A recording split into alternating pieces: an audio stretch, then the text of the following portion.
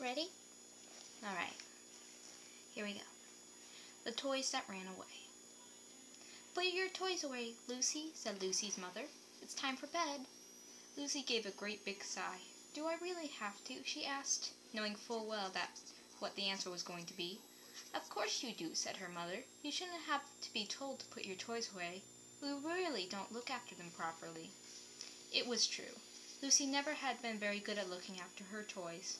Once she left her beautiful new doll outside in her baby carriage, and she had become ruined after it rained. Then she had carelessly dropped her tea set on the floor, and some of the cups had broken. And she was forever just pushing all her toys back in the closet in a hurry, instead of putting them away carefully.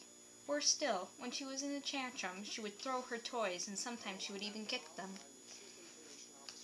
Tonight was another of her can't-be-bothered moods. She grabbed some toys and a teddy and threw them into the closet. Without even looking behind her, Lucy picked up some puzzles and a skipping rope and tossed them into the closet too.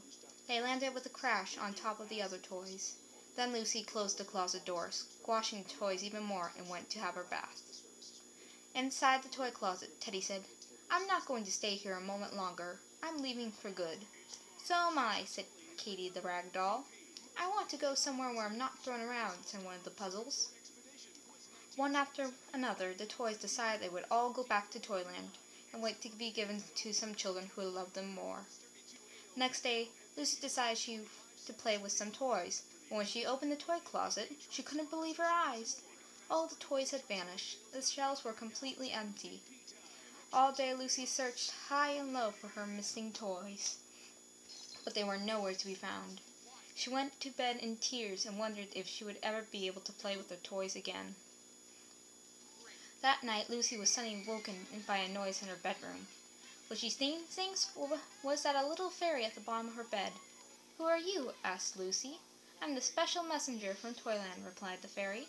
I have been sent to tell you that all your toys have run away back to Toyland because you've treated them badly.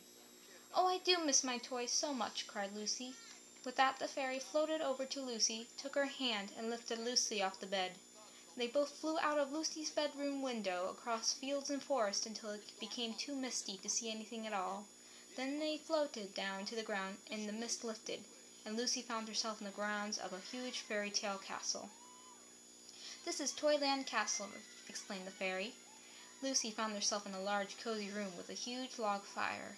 Sitting in the corner was a kindly-looking little man, wearing a carpenter's apron and holding a broken wooden doll. Hello, he said. You've come to ask your toys to return, haven't you? Well, yes, said Lucy, not really knowing what to say. It's up to them to decide, of course, said the little man. They've only come back here if they are mistreated. If they are broken, I repair them, and they go to other children who will love them more. But I do love my toys, wept Lucy. Then come and tell them yourself, smiled the little man, and he led Lucy into another room. There, to her surprise, were all her toys. Not only that, but they were all shiny and new again. Nothing was broken or chipped or scratched. Lucy ran up to her toys. Please, toys, please come home again. I really do love you and miss you, and I promise I shall never mistreat you again. She cried, and she hugged all her toys. Well, it's up to the toys now, said the little man. You must go back home again with the fairy messenger and hope that they will give you another chance. With that, the fairy messenger took Lucy's hand. Soon they were floating over to her own yard and through the bedroom window. Lucy was so tired she fell asleep as soon as she got into bed. In the morning she awoke, still rather sleepy, and rushed to the toy closet. They were neatly lined up on the shelves were all her toys. Lucy was overjoyed. From that day on, she always treated her toys well and took great care of them. Lucy never was quite sure whether the whole thing was a dream or not, but it certainly did the trick, whatever it was. There was only one thing that puzzled her, though. If it had been just a dream, why were all her toys so shiny and new again? The end. See you soon, Tom. I'll be back soon.